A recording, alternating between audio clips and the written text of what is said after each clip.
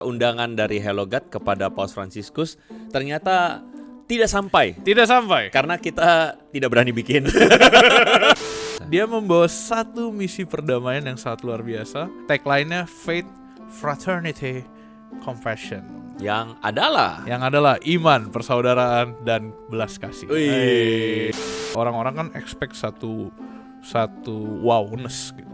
Paus Fransiskus ini memberikan sebuah keteladanan yang baik, cerminan yang baik sebagai seorang pemimpin yang bukan mau berada di atas sebagai atau menikmati kemewahan, tetapi turun ke bawah dan lebih dekat dengan rakyat. Ada banyak yang di-highlight nih.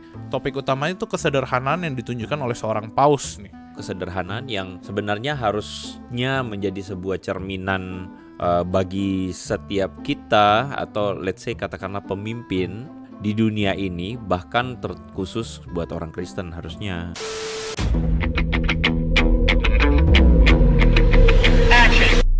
Warga Hello God, teman-teman semua, welcome to Hello God on Topic Hot bareng gue Julius dan Ko. Maunya sih nyebut seharusnya kamu sama Paus Fransiskus di sini ya. Wah, langsung luar biasa. Tapi sayang sekali bahwa undangan dari Hello God kepada Paus Fransiskus ternyata tidak sampai karena kita tidak berani bikin. At least chat gitu Instagramnya. Welcome to Indonesia, Paus Fransiskus. Walaupun detik ini juga dia sedang OTW pulang ke bandara. Jadi kita taping sesudah semalam ada misa akbar di Betul. GBK dan ya sudah kita taping sesudah itu. Datang nggak? Kagak. 2 kali nih kita bahas sesuatu di Senayan. Dua-duanya nggak datang. Jadi rencana kita untuk taping di GBK juga nggak jadi, Jul ya? Belum jadi. Masih ada harapan. Tahun depan mungkin suatu saat di masa depan yang kita belum tahu kapan. Iya, betul.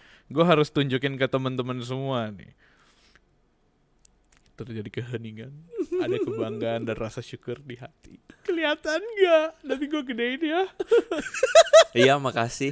Ini gue lagi canda tawa di tahun 2023.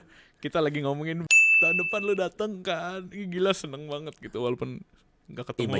Imajiner. Jadi ceritanya itu thumbnail yang teman-teman saksikan itu menipu. Nggak menipu sih. Kelihatan banget. Itu foto beneran. Tapi itu foto kami ambil di Katedral Jakarta. Betul.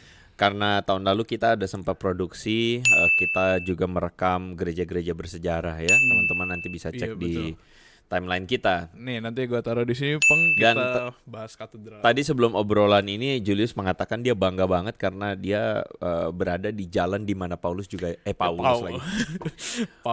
Paus juga jalan di sana ya di Katedral Jakarta. Lalu kemudian kita sempat bilang itu ada ayam berkotek. Ayamnya nanti gue kasih. Iya nanti ya ada di mimbar itu ada ayamnya Petrus itu. Ya. Gue suka nih arahnya bagus. Nggak jadi ngomong. Kok Andre yang megang ayamnya Iya, jadi di mana dia udah di situ, kita pernah di situ gitu. Ada rasa syukur dan kebanggaan. Betulnya kita trace back gitu teman-teman kedatangan sosok Paus ke Indonesia. Iya, kita kalau ngomong Bapak Paus juga. Karena Paus kan artinya translate ke Papa kan. Iya. Papa Fransiskus. Ya, Paus lah ya. Papa Fransiskus. Nah itu kedatangan dia ke Indonesia nih katanya sebenarnya udah lama. Dan pas dia datang tuh heboh banget tuh Indonesia. Seru banget hebohnya tapi syukurnya banyak yang positif ya. Oh iya benar itu penting ya, banget. memang masih ada juga lah kelompok tertentu yang memang suaranya miring sumbang negatif gitu. Tapi ya artinya gini, kita bersyukur karena majority dari warga ya, bukan cuma dari umat Katolik ya, tapi juga dari agama-agama yang lain antusias dan positif ya. Kita syukur karena gini, masalahnya Paus Fransiskus ini bukan hanya sekadar seorang atau pemimpin umat Katolik, tapi lebih daripada itu dia kan tokoh internasional. Dan dia tokoh internasional? Ya, dia tokoh internasional. Dia juga adalah seorang pemimpin negara, tapi juga dia seorang pemimpin atau simbol umat Kristen Katolik gitu kan. Jadi adalah baik, maksudnya bagi citra internasional negara kita itu menyambut dengan baik juga. Iya. Kedatangan dia tuh orang tuh udah tahu lah sejak lama kan. Iya. Buat misanya pun udah orang-orang udah berebut-rebut tiketnya, bahkan sampai kalau lu tahu dia pakai stadion kedua. Oh, gue nggak tahu. Dia pakai stadion kedua, dia di TV tapi Oh, kan GBK iya. gede, Iya, ada stadion iya. sampingnya. Nah, itu Ya, dia ya, pakai ya. stadion itu. Pakai itu juga. Orang-orang juga di sana kurang lebih tercatat ada mungkin 90 ribu plus tuh di Wow. Senayan. Itu wow Dan banget. itu tiketnya terbatas banget tuh. Tiketnya terbatas dan tidak dipungut biaya. Luar biasa. Dia membawa satu misi perdamaian yang sangat luar biasa. Judulnya, tagline-nya Faith, Fraternity, Compassion. Yang adalah Yang adalah iman, persaudaraan, dan belas kasih. Wih. Inggris gua pinter lah ya. Dibandingkan biblical knowledge gua, Inggris gua juga Enggak, gas biblika kan. lu boleh lah. Cuma kalau kita balik ke sosok Paus ini ya, dari kedatangan dia, orang-orang kan expect satu wowness gitu. Tapi dia datang dengan satu kesederhanaan untuk ke Jakarta gitu, pakai Kijang Innova. Berkali-kali brandingnya ke gua adalah Avanza, tapi dia pakai Kijang Innova. Dia menunjukkan dia tinggal di kedutaan, bukan instead di hotel. Ada banyak-banyak yang di highlights nih. Topik utamanya itu kesederhanaan yang ditunjukkan oleh seorang paus nih. Kenapa ya kira-kira? Bahkan ada tuh artikel tapi gue nggak sempat baca sih. Wow, jam tangan paus harganya. 100.000. Kayaknya sih jam tangan biasa. Iya, gua Iya. mikir dari jauh kelihatan KW, tapi gua tahu kalau dari dekat itu asli. Enggak lah, itu pasti asli. Tapi itu jam tangan biasa lah, bukan sampai gimana-gimana. Jam tangan kita. Malu-maluin. Emi sendiri kan jadi tayang ya teman. Gue jadi Enggak sendiri. malu-maluin, biasa juga. Nggak malu-maluin ya biasa. Biasa lah. Maksudnya kesederhanaan Kalau yang itu gue dibawa. no comment ya. Gue jadi Enggak takut lah. nih. Ada Maksudnya justru ada hal-hal yang positif ya yang kita lihat Yes. ya. Once again disclaimer, kita tidak memuja berlebihan lah. Yang pasti perspektif kita seorang Paus Fransiskus juga manusia biasa. Iya. Tetapi dia adalah seorang yang, let's say katakanlah dia adalah orang yang prominent, dia orang yang spesial karena memang bagi dalam tubuh gereja Katolik dia adalah orang atau seorang yang menjadi pimpinan ya. Jadi ya memang dia prominent. Kita harus akui itulah maksudnya. Tapi point of view kita adalah kita melihat hal-hal positif yang baik dari seorang iya. Paus Fransiskus. Sangat banyak ya benar. Dan kesederhanaan yang tadi Julius boleh highlight itu kesederhanaan yang sebenarnya harusnya menjadi sebuah cerminan bagi setiap kita atau let's say katakanlah pemimpin di dunia ini, bahkan terkhusus buat orang Kristen harusnya, bagi juga para hamba Tuhan katakanlah. Jadi itu jadi satu gambaran yang baik sih, Paus. Kok gue punya pertanyaan deh. Gue penasaran banget nih. Gue tiba-tiba kepikiran dua. Cuma kita mulai dari awal dulu lah ya. Silakan. Kok bisa ada sosok paus di dunia? Kok bisa? Kok bisa? Ya Maksudnya itu- pertama kali mereka memikirkan kita butuh satu orang pemimpin dan kita sebut papa gitu kan, paus, pope. Itu awalnya gimana, lu tau gak? Ini kita mesti ngomong sedikit gereja nih, Wih seru deh. sejarah ya. Iya. Jadi begini, menurut apa yang dipercayai oleh Apaan tuh?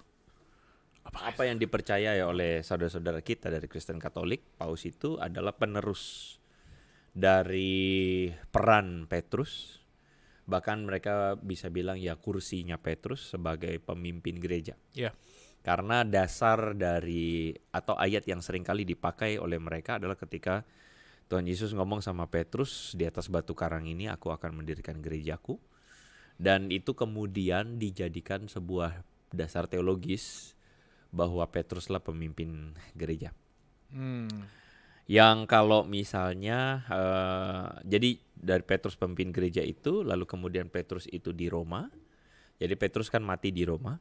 Lalu kemudian disitulah kemudian gereja Roma itu kemudian punya uskupnya, dan katanya uskupnya inilah yang kemudian meneruskan kunci pimpinan gereja Sampai oleh hari ini. Petrus. Ya, itu adalah apa yang diyakini oleh teman-teman kita dari Kristen Katolik. Tetapi kalau lu tanya gua, yang gua percaya adalah Tuhan Yesus tidak menunjuk Petrus sebagai pimpinan gereja.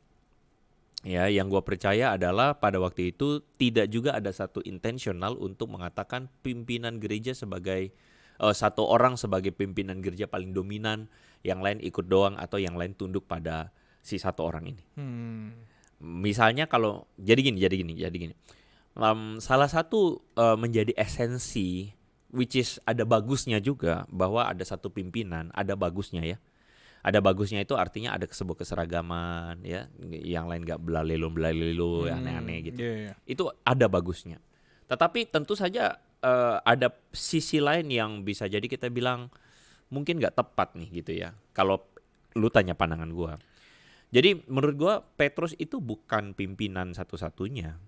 Karena pada waktu itu gereja di Yerusalem itu ada 2 tokoh yang penting, yaitu Yakobus. Salah satunya. Dan lagi pula di dalam sidang yang kita baca dalam Kisah Rasul 15, di situ malah Yakobus yang ngomong, bukan Petrus. Ya kan? Dan Paulus pun termasuk salah satu, terhitung sebagai salah seorang prominent atau rasul ya, pemimpin gereja. Jadi pemimpin gereja siapa? Ya para rasul yang kemudian diturunkan oleh murid-muridnya mereka gitu. Yang kita nggak bisa bilang hanya ada satu orang. Jadi apa yang gue yakini adalah pemimpin gereja bukan satu orang, tetapi pemimpin gereja itu sejak awal ketika Paulus pergi ke gereja-gereja di Asia Kecil, lalu kemudian misalnya di Korintus atau di Efesus, Galatia, mereka masing-masing punya penatuannya, punya pemimpin gerejanya. Iya, terus gereja kan terdiri dari banyak orang. Jadi pemimpin gereja itu kayaknya unlikely. Kalau dari gua sih satu orang itu unlikely. Pemimpin gereja itu Kristus. Haleluya. Ya kan gitu ya. Tapi with due all respect kepada saudara-saudara yang Katolik bahwa ya it's okay aja.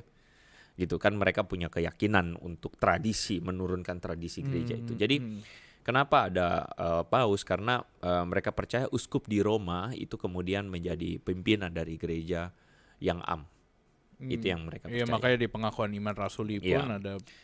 Tentu teman-teman dalam sejarah kita tahu ada sejarah atau jejak-jejak sejarah yang mungkin tidak cukup baik ya, dalam arti pertikaian atau perselisihan, keterlibatan oknum. Jadi kalau kita pelajari sebenarnya waktu itu uskup itu sendiri muncul karena apa? Uskup itu sendiri muncul karena ada kepentingan untuk kepentingan untuk menjaga ajaran atau dogma Kristen terhadap berbagai macam ajaran-ajaran sesat. Makanya ada uskup. Oh, waktu itu banyak tuh. Iya. Sampai hari ini juga banyak tuh. Iya dong. Makanya ada uskup. Yes. Jadi kepentingannya tuh itu. Jadi pemimpin gitu loh. Karena pemimpin itu butuh sebagai sebuah simbol yang kemudian mewakili suara kekristenan, mewakili suara gereja untuk melawan ajaran-ajaran yang sesat itu. Nah, jadi ada uskup di Roma, lalu kemudian di Yerusalem, di Antioquia, di Alexandria. Jadi ada beberapa sebenarnya. WA-WAan tuh ada grup WA-nya ya. Grup WA. Nah, tapi kemudian dalam perjalanannya kita tahu dalam sejarah gereja pada tahun 1054 ada skisma besar antara gereja barat dan gereja timur. Karena secara politik kan pemerintahan Roma berpindah ke timur. Konstantinopel. Iya. Lalu kemudian ada semacam friksi dan ya since then kita tahu kemudian melanjutkan dengan reformasi dan sebagainya. Nah, jadi gereja Katolik meneruskan tradisi tersebut dengan kepemimpinan paus. Nah, gitu kira-kira. Untuk episode lebih lengkapnya silakan nonton lebih lanjut dan ikuti terus Hello God on Topic, mungkin suatu saat di masa depan kita akan bahas. Ya, jadi banyak orang banyak teman-teman yang mungkin menonton ini bisa jadi ya, tapi beberapa gue yakin sudah belajar juga, bisa jadi awam gitu. Kita nggak tahu kenapa kok Kristen Protestan nggak ada misalnya figur itu, karena memang Protestanisme memang menekankan salah satunya itu adalah tidak sepakat dengan posisi penerus kunci gereja itu, ya Petrus itu. Jadi tidak sepakat. Jadi memang pada akhirnya yang gue yakini juga, gue lebih sepakat bahwa pemimpin gereja itu bukan terletak pada satu orang, tetapi pada Kristus, dan kita masing-masing adalah orang-orang yang dipanggil untuk seharusnya kemudian meneruskan kepemimpinan gereja. Kita semua. Amin. Begitu. Haleluya. Ya, cuman pada akhirnya memang punya kelemahan karena memang rentan juga dengan ada orang-orang yang kemudian muncul dengan ajaran-ajaran ngelantur-ngelantur gitu. Ya semoga bukan kita. BTW, gue pertama kali tahu ya, ada dulu banget nih sekitar 15 tahun, 10 tahun lalu, tahu tentang ada keberadaan sosok Paus. Itu gara-gara ada satu film. Apa? Seru banget. Gue sampai tahu pemilihan Paus dan penerus dari Paus itu dipilih Kayaknya itu 15 berdasarkan tahun lalu. Enggak lah. 15 tahun lalu. Oh, itu ganti dong. 10 lah. Dari Paus Benedictus ke bukan. Franciscus. Bukan itu. Maksudnya, Bukan itu. Gua tahu Two gara-gara Popes, bukan? dari satu film, bukan. Bukan The Pope Exorcist juga. Iya. Ada film itu kita pernah bahas. Cuma maksudnya gua tahu gara-gara satu film, gua sampai tahu ada conclave yang pemilihan dan penerus generasi Paus, terus habis itu ada kardinal. The Da Vinci Code. The Da Vinci Code, gila. Tidak semua film sesat kita bisa pelajari hal-hal buruk di dalam situ. Kan selama kita tahu bordernya gitu. Iya, maksudnya itu kan salah satu perjalanan Enggak, The Da panjang. Vinci Code itu buat gua film konspirasi. Iya, makanya itu kan film yang tanda kutip ya, tidak benar. Makanya lu ambil aja hal-hal baik. Iya. Terus Cuma jadi itu film cukup seru, mungkin satu saat kita bisa bahas tuh. Itu lumayan keren tuh. Secara apa yang lu pikirkan sebagai konspirasi. seorang katakanlah dari background Protestanisme melihat Paus? Apa yang lu pikirkan? Gue selama ini gue melihat dia sebagai sosok pemimpin emang. Maksudnya tapi ya udah, dia kan jauh di sana, kita di sini gitu. Jauh di mata namun dekat di hati. Dekat sama Tuhan maksudnya. Dekat sama Tuhan. Jelek banget yang penjulis. Ya cuma maksudnya yang gue melihat selama ini kan sosok pemimpin, sosok yang dihormati, yang kita hormati juga. Ya. Tapi gue nggak pernah baca secara langsung biografi dan perjalanan hidupnya sampai dia datang ke Indonesia. Oke. Dia datang ke Indonesia nih menurut gue keren banget, karena dia tidak membawa ekspektasi semua orang. Setuju nggak lu sama gue? Jelasin. Jadi setiap orang yang melihat sosok Paus, dia akan melihat pemimpin gereja nih terus? datang ke Indonesia. Terus? Tapi begitu dia nyampe, dia menggunakan pesawat komersil, dia nggak yang neko-neko. Ya maksudnya nggak kayak pemimpin yang sekarang pakai jet pribadi misalnya. Dan arahnya bagus, kurang aja sampai ketawa lagi. Enggak dong, kan biasa pakai jet pribadi. Film-film. Lo kok film-film? Bener toh? Nyapunya susah banget nih. Iya benar. Bener kan? Benar. Iya. Nah cuma maksud gue adalah orang-orang tuh akhirnya ekspektasinya semua rusak. Orang-orang yang melihat dia sebagai sosok pemimpin, dia datang melayani bukan dilayani. Dan itu menurut gue satu hal yang perlu kita ambil. Ya, artinya gini, dia memberikan sebuah kesan yang berbeda. Iya. Memberikan sebuah kesan yang berbeda dalam arti pemimpin-pemimpin yang biasanya kita amati kan pakai fasilitas yang mewah. Jam tangan Samsung, motor listrik. Siapa tuh ya? Maksud Anda apa ya? Sorry lanjut. Disclaimer, motor listrik dapat subsidi pemerintah. Puji Tuhan. Sehingga harganya murah banget dan ngecasnya sekali ngecas 2.000 perak.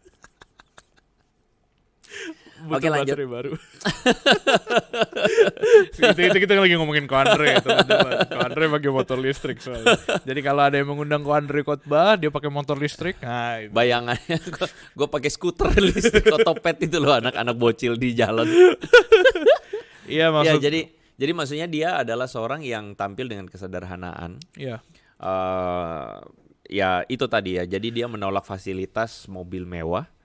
Dia menolak pula fasilitas hotel bintang 5. Dan dia tinggal di tadi ya, Kedubes ya. Dia tinggal di Kedubes, dan memang keseharian seorang Paus Fransiskus di Vatikan juga tidak jauh berbeda. Dia tampil dengan sederhana sekali. Nah, artinya gini, tidak semua, kalau kita lihat sih sebenarnya Paus Fransiskus ini berbeda. Keren. Berbeda. Iya. Bahkan dia itu muncul karena dia dari Yesuit ya. Itu salah satu syarikat dari Katolik yang gue rasa itu punya sebuah kaul yang baik ya, kaul kesederhanaan. ya, jadi dekat dengan kaum papa. Dan Paus Fransiskus ini memberikan sebuah keteladanan yang baik, cerminan yang baik sebagai seorang pemimpin yang bukan mau berada di atas sebagai atau menikmati kemewahan, tetapi turun ke bawah dan lebih dekat dengan rakyat.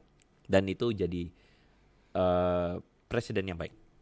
Ya, itu jadi satu keteladanan yang baik. Dan itu seharusnya membuat para pemimpin hari ini berefleksi juga bahwa kita ketika dipercayakan kepemimpinan, entah kepemimpin dunia atau pemimpin rohani, dipercayakan kepemimpinan, dipercayakan, kan orang kalau trust atau punya posisi, orang kan akan cenderung juga seiring dengan itu akan ada fasilitas, seiring dengan itu memungkinkan untuk memungkinkan untuk kemudian bisa, ya itu tadi misalnya naik jet pribadi, mobil mewah. Tapi itu seharusnya merefleksikan atau membuat seorang pemimpin merefleksikan lagi, iya ya, jangan sampai hati saya dikuasai oleh kemewahan. Gua mesti kasih sebuah penjelasan ya, kayaknya gini ya. Bukan berarti kalau gitu semua harus begitu ya. Dalam arti maksud gue tuh gini. Kalau gue secara pribadi, gue tidak akan terlalu tertarik banget untuk punya kemewahan. Karena menurut gue tuh motor kayaknya itu listrik bukan udah satu cukup. hal yang ya cukup. Motor listrik udah Gue nggak ngebayangin gue punya Harley Davidson, nggak ngebayangin itu. Tapi maksudnya gue merasa bahwa ya it's enough for me aja. Yeah. Selama itu adalah useful.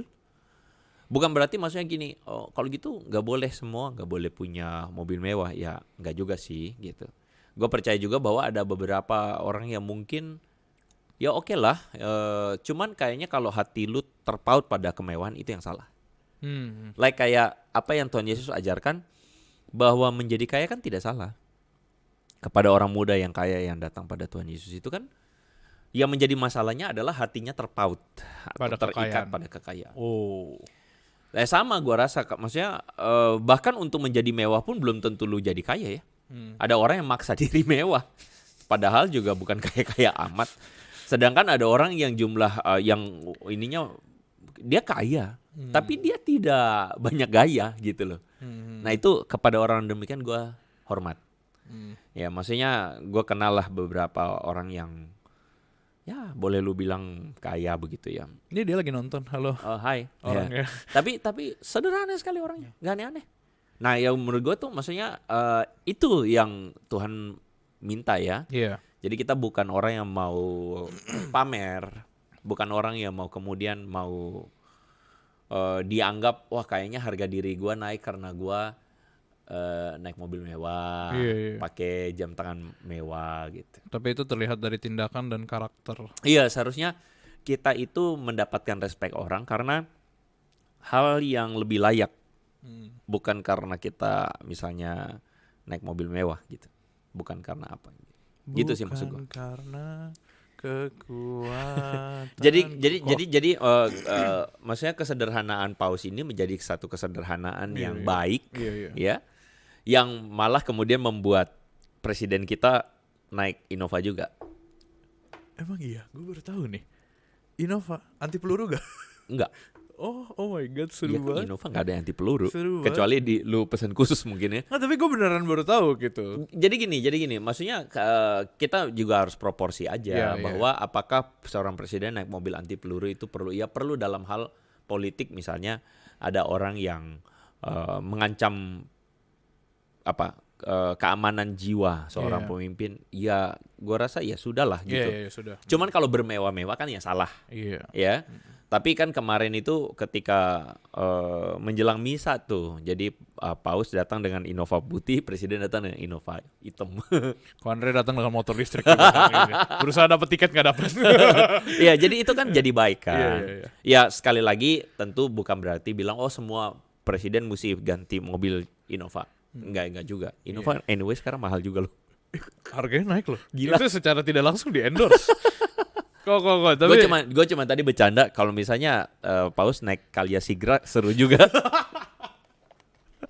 agak ceper ya, agak susah. Tapi kok Naik gini, Agia. naik Agio, buset itu lebih ini lagi. Ya, Kok mana yang proper dan layak aja lah. Karena kan standar kemewahan tiap orang tuh kan beda-beda. Cuma gue mau nanya ya, kedatangan dia baru 3 hari di Indonesia. Kamera ke gue nggak? Dia baru datang 3 hari ke Indonesia. Kok kedatangan dia ini tuh kasih pengaruh menurut tuh seberapa besar buat negara kita, buat orang-orang kita, buat gereja kita? Keren nih. Maksudnya kedatangan dia tuh, dia nyampe kalau nggak salah Selasa. Rabu harusnya kita bahas. Tapi terjadi kejadian yang tidak diinginkan. Karena waktu itu Julius dipanggil untuk syuting di sana tapi nggak dapat tempat syuting. Betul. Bukan gak ada tempatnya ada. Orangnya tidak datang. Bukan ko Andre, saya. Lagi ini jemput di bandara. Ya, terus pokoknya ya kedua, dia Rabu, Kamis hari ini pulang gitu kan. Nah kedatangan dia 4 hari ini. Menurut lu dia membawa dampak apa yang buat Indonesia gitu? Buat orang-orangnya? Buat gereja-gereja di Indonesia? Ya kita berharap ada banyak dampak positif ya. Dampak positif juga ya sebenarnya kalau karena kan dunia gua ada pada dunia pelayanan dan gereja.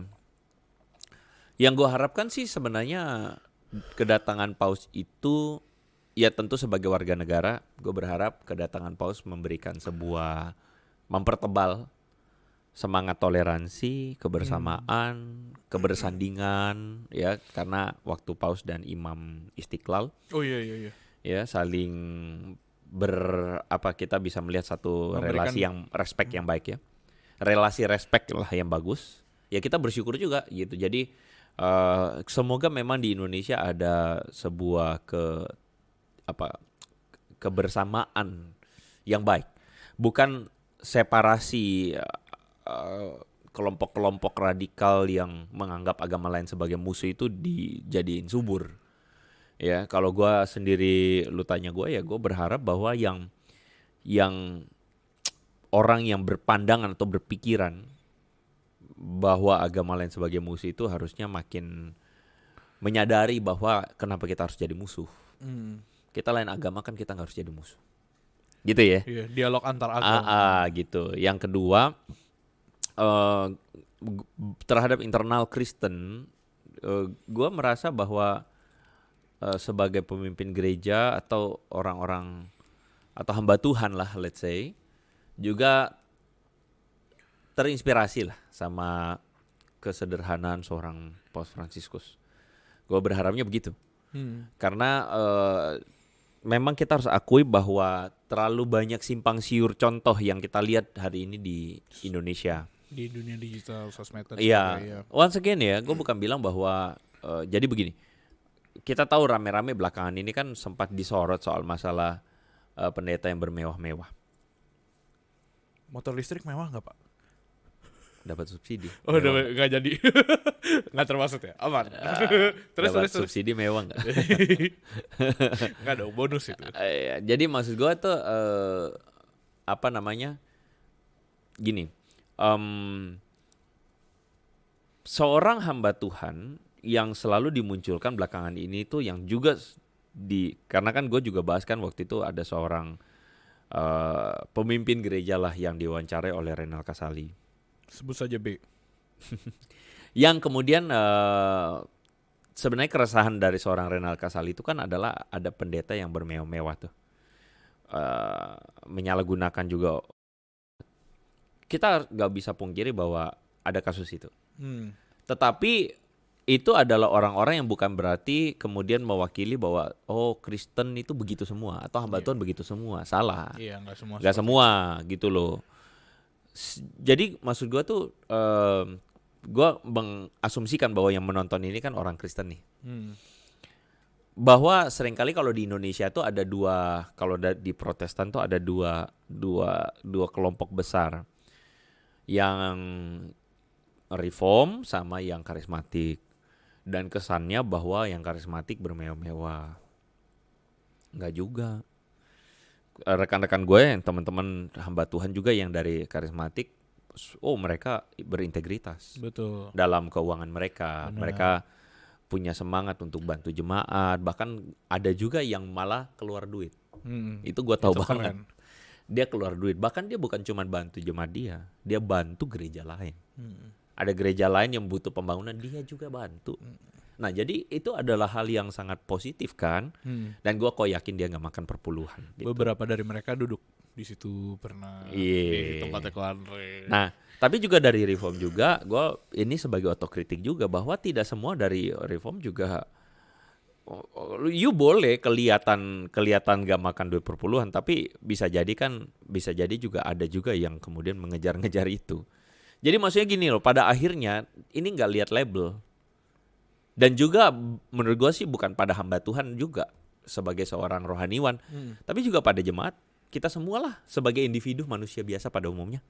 Kita tuh semua manusia biasa yang kebetulan ada yang sekolah teologi, ada yang menjadi hamba Tuhan. Tapi ada juga yang dipercayakan jadi pengusaha dan sebagainya. Setiap kita tanpa terkecuali kita harusnya terinspirasi. Itu Keren, maksud gue. betul. Terinspirasi dari kesederhanaan seorang yang bisa saja lebih mewah. Tapi dia tidak memilih itu sebagai jalan hidupnya. Nah, itu poin gue. Nah, kita pun seharusnya berada pada konteks kita dan berusaha untuk tidak membuat diri kita tuh lebih dikenal karena kita punya kemewahan. Iya. Tapi kita punya sebuah kesederhanaan, Pada kualitas. kecukupan. Iya gitu. Karena gue nggak bisa bilang juga bahwa kalau gitu nggak boleh. Contoh deh HP lah misalnya lah. HP contoh aja nih. Iya. iPhone mewah nggak? Lumayan, iya. Menurut mewah. gue iPhone tuh tidak worth it. Mahalnya minta ampun. Gitu. Kepada para pengguna iPhone yang ada di Indonesia, khususnya yang menonton Hello God on Topic, silakan. Donasikanlah dia iPhone dan dia Tidak. akan mengerti. Tapi gue telah memutuskan untuk tidak. Enggak, gue juga salah kalau bilang tidak akan pernah. Tapi maksudnya gue tidak tertarik untuk pakai itu karena gue juga lebih suka Android karena udah terbiasa. Gue tim kompetitor betul. Iya. Tapi maksudnya gini loh, tidak berarti kan berarti nggak boleh pakai iPhone. Ya salah, bukan. You boleh kok pakai iPhone. Nah, ada orang kelompok masyarakat yang merasa bahwa kalau pakai iPhone dia lebih elit. Ya itu salah. Ya dong. Iya. Lu membangun citra diri lu berdasarkan merek Kepemilikan, tertentu, iya, merek tertentu. gitu. Jadi harga diri gue naik gara-gara merek. Ya lu derita deh gitu. Lu menderita karena apa? Karena lu menggantungkan diri lu pada nilai itu. Iya, Nah, maksud gue sekali lagi, bukan berarti semua orang nggak boleh pakai iPhone. Iya. Yang mau pakai karena memang merasa ini baik dan ini, ya go ahead, nggak ada salahnya. Itu maksud gue ya. Iya, kan? Sama. Jadi makanya maksudnya brand dan sebagai luxury things itu gue nggak bilang bahwa nggak boleh pakai. Silakan aja selama memang proper. Iya. Pada akhirnya lu tanya sama diri lu sendiri, ini batasannya di mana? Iya. Itu penting. Gue setuju banget itu. Gitu. Gue setuju banget itu. Apalagi di bagian yang di bagian yang tentang brand dan barang ya. Gue punya teman. Heeh. Dia setiap kali dia pengen beli sesuatu karena dia emang berada, sangat berada. Semoga dia lagi nonton ini. Wih. Dia tuh sempet ngomongin tentang pengen beli satu barang yang cukup mewah. Tapi berkali-kali, BTW dia Kristen juga. Dia berkali-kali tanya, menggumuli hal itu gitu. Perlu gak sih gue beli? Kayak misalkan contoh iPhone ya, tadi kita Itu ngomongin baik. iPhone. Dia nanya, perlu gak sih gue beli? Gue pakai HP yang lain misalkan. Apa salahnya gitu? Oke, gue ada budgetnya. Tapi gue pengen iPhone, tapi perlu nggak sih gue beli? Dipertanyain lagi hatinya, pada akhirnya beli juga. Cuman maksud gue pernah dengar ada satu proses penggumulan akan hal itu gitu. Hati orang ya kita semua nggak ada yang tahu gitu. Yeah. Hati lu, hati gue, hati teman-teman yang lagi nonton. Tapi kan lu sendiri tahu hati lu gitu. Lu ada satu awareness di dalam diri lu kalau lu benar-benar serius, lu benar-benar tanya ke Tuhan, apapun keputusannya harusnya itu baik. Harusnya itu baik gitu. Ya pertimbangin pro dan kontranya gitu. Jadi gue mikir ada balik ke hati kita masing-masing, value apa yang kita punya, dan value itu bisa datang gitu. Kalau misalkan kita lagi nggak ada value-nya, value itu pun kita bisa pelajari, kita bisa dengar. Itulah yang membuat kualitas hidup kita semakin baik gitu. Bukan dari barangnya. Iya. Jadi memang pada akhirnya ini kan sesuatu yang obrolan kita ini bukan obrolan pada permukaan. semata-mata kayak gila lu dia pakai barang branded atau dia pakai barang murah. Bukan itu. Tapi jauh di dalam dari apa yang kelihatan, hati lu sendiri. Makanya sebenarnya gue juga selalu ketika mengajar, gue nggak selalu against. Gue akan selalu standpointnya jelas. Kita nggak against dengan segala itu semua. Tetapi pada akhirnya seorang Kristen yang baik dan menurut gue pengajaran yang baik adalah pengajaran yang kemudian mampu untuk membuat orang Kristen tersebut menggumulkan secara serius. Keren, ya. Bukan kasih tahu, oh ini A, ini B. A benar, B salah. Nggak gitu. Tetapi membuat orang tersebut atau jemaat, orang Kristen itu menggumulkan dengan serius. Apakah A ini layak untuk saya lakukan? Apakah B ini tidak layak untuk saya lakukan? Itu. Nah, pada akhirnya itu mendewasakan. Gitu sih. Iya, kebetulan podcast Hellogat on Topic kita sedang menggumulkan juga untuk kamera baru, mikrofon baru, TV baru. Semuanya aja baru. Gue suka banget bercanda gituan. Nggak, itu bercanda ya. Tolong sorot muka Ko Andre. Tolong jangan ini ya. Jangan apa? Lanjut. Lanjut ya. Sorry. Dia kan hari ini pulang. Dia masih meneruskan misi perdamaian gitu. Misi Faith Fraternity Compassion ini gitu kan ke negara-negara Asia Tenggara gitu. Gue pernah dengar di artikel yang gue baca baru-baru ini kalau dia Paus tuh kan pilih nama ya. Dia pilih nama Franciscus Assisi. Biasa kan orang pilih Paulus, pilih Yohanes dan sebagainya gitu. Biasa dari Injil. Franciscus dari Assisi, lu tau gak pernah ada satu quotes keren yang keluar dari dia. Makanya tadi gue sempat cek handphone memastikan itu bener atau enggak. Silakan. Jadi baca aja nggak apa-apa. Iya. Mau lihat contekan boleh dong. Franciscus dari Assisi. Dia pernah ada satu quotes yang sangat keren. Doa. Ini gue dapet dari retret by the way. Tuhan, jadikanlah aku pembawa damai bila terjadi kebencian. Jadikanlah aku pembawa cinta kasih bila terjadi penghinaan.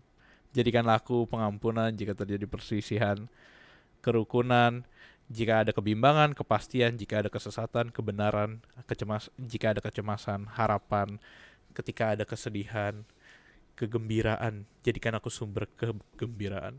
Ini gue dapet dari retret. Makanya pas gue dengar artikel itu, Paus Franciscus memilih nama Franciscus dari Assisi, dan gue keinget doanya. Menurut gue ini doa yang sangat keren loh, teman-teman. Iya. Itu satu doa ke Tuhan gitu. Satu doa yang bilang, Tuhan kalau ada terjadi sesuatu yang tidak seharusnya terjadi, tolong jadi kiranya kau boleh memilih aku menjadikan ini gitu loh. Semua jadi lebih baik gitu. Dunia yang ideal kalau semua orang berpikir begitu. Pengennya sih berpikir begitu. Pengennya berpikir. Anyway tadi ketika ngobrol terus kata ada bercandaan terus gue kan bilang satu statement tadi. This is Indonesia bro. Bahaya banget. Kenapa tuh this is Indonesia? Ketika kenapa? ngomong this is Indonesia bro itu artinya ya tentu kita harus realistis terhadap realita yang terjadi di bangsa kita yang penuh dengan permasalahan, peliknya kultur kita, birokrasi kita, keadaan perpolitikan bangsa, ekonomi, banyak orang susah, banyak hal yang tidak ideal. Ya dong. Iya. Betapa indahnya kalau Ada orang tiba-tiba semua orang berpikir seperti itu tadi. Ih. Aduh, itu kayaknya banyak yang indah. Orang kecil nggak usah dikorbanin, gitu. Pemimpin nggak usah egois. Indah lah kalau begitu. Makanya gue bilang itu ideal. Tapi ini Indonesia bro. Bukan cuma Indonesia, di negara lain juga banyak. Tapi maksudnya sebagai orang Indonesia kan kita berada pada konteks Indonesia. Tahu lah kapan sih gereja bisa berdampak dengan masif ya kepada bangsa. Kapan sih orang Kristen bisa berdampak seperti doa Tuhan Yesus, datanglah kerajaanmu di bumi seperti di sorga. Kapan sih? Ya nggak tahu lah.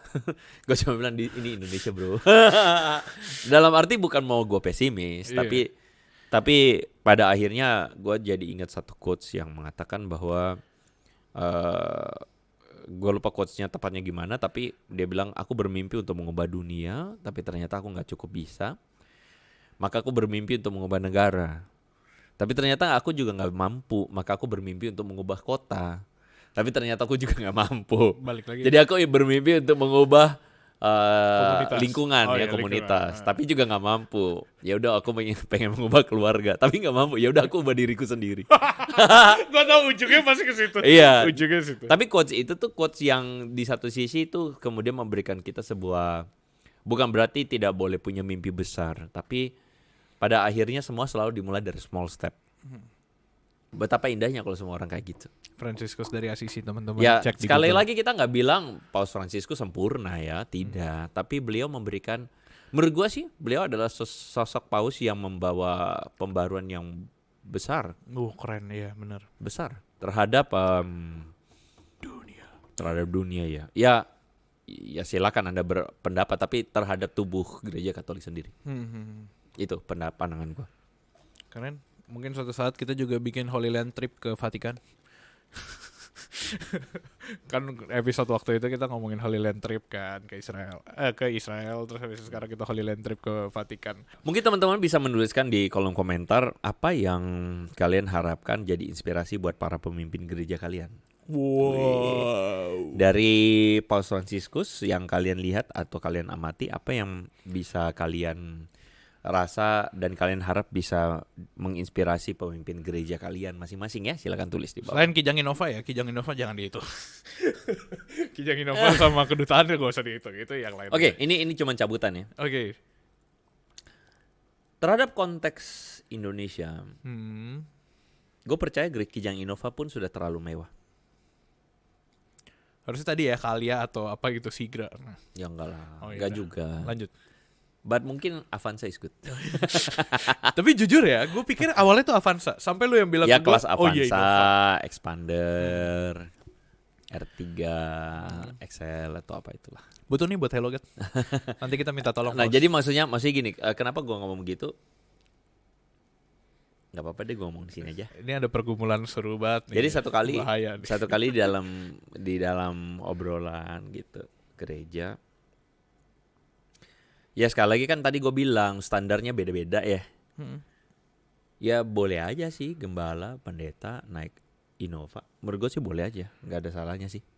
Seriusan. Cuman buat gereja tertentu menurut gue Avanza, Innova kemahalan. Menurut gue Oke. adalah baik kalau hamba Tuhan sederhana, ya nggak perlu gitu-gitu juga gitu aja sih. Oke. Jadi gue bilang kenapa nggak Avanza aja. Ya tapi ya sudah, no comment lah gue. Ya udah next time kita coba susunin budget yang lebih tepat. Jelek banget. Ya udah kalau gitu gua rasa tadi sebenarnya satu yang paling kita bisa pelajarin ya tentang hal-hal baik, hal-hal positif yang bisa kita ambil gitu, yang bisa kita terima. Gua ngerasa dalam 3 hari belakangan pun Indonesia sedang dalam kondisi yang cukup baik. At least Jakarta juga kedatangan Paus ini memberikan efek yang sangat luar biasa positif dari toleransinya, dialognya, kebersamaannya, bahkan kehadiran sosok buat orang-orang yang rakyat gitu ya, datang mengayomi dan sebagainya. Itu menurut gue satu nilai yang sangat luar biasa, satu experience yang luar biasa gitu. Ada banyak hal yang bisa dipelajari teman-teman. Tadi Ko Andre juga sempat ngomong tentang teman-teman yang mendapat apa, value apa, bisa tulis di kolom komentar. Cuma balik lagi, PR-nya kan sebenarnya bukan ketika dia datang, tapi ketika dia sudah pindah ke negara lain gitu, udah balik pulang, kita yang tetap di sini, apakah kita bisa terus melanjutkan value-value itu, melanjutkan perdamaian yang somehow dia bawa dan dia influence-kan ke kita gitu, orang-orang Indonesia.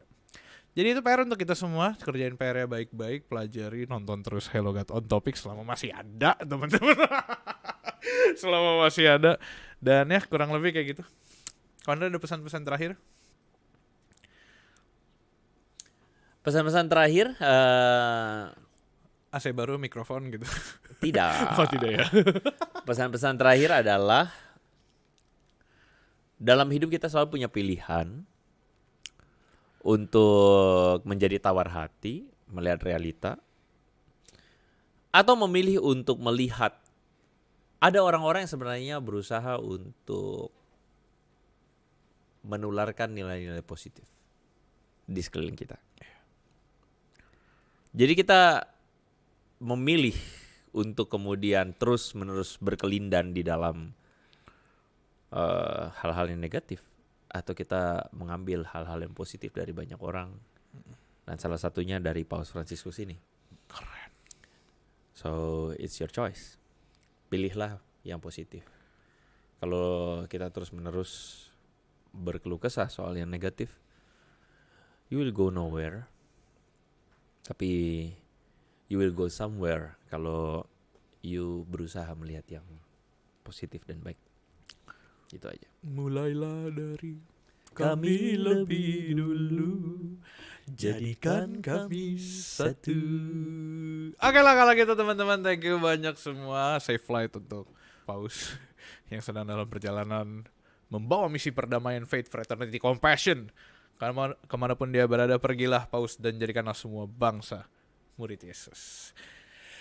Kita minta tolong teman-teman dukungannya buat follow sosial media kita, ada di Instagram, TikTok, YouTube. Teman-teman juga bisa nonton dan dengarkan episode ini di Noise dan Spotify. Juga kita minta tolong download aplikasi kita, HelloGod, ada di App Store dan di Play Store. Di sana kita bisa saling mendoakan, saling bergumul, saling bercerita. Ada Alkitab juga, saling mendoakan, ceritakan masalahmu, jangan sendiri, struggle together, finding God together. Dan ada Mario juga di sana, ada Julius juga di sana. Dan ada teman-teman semua lain yang mendukung kita semua. Thank you teman-teman semua for watching Hello God on Topic, where Hello God will always be on topic. God bless you teman-teman semua. Stay connected with Hello God.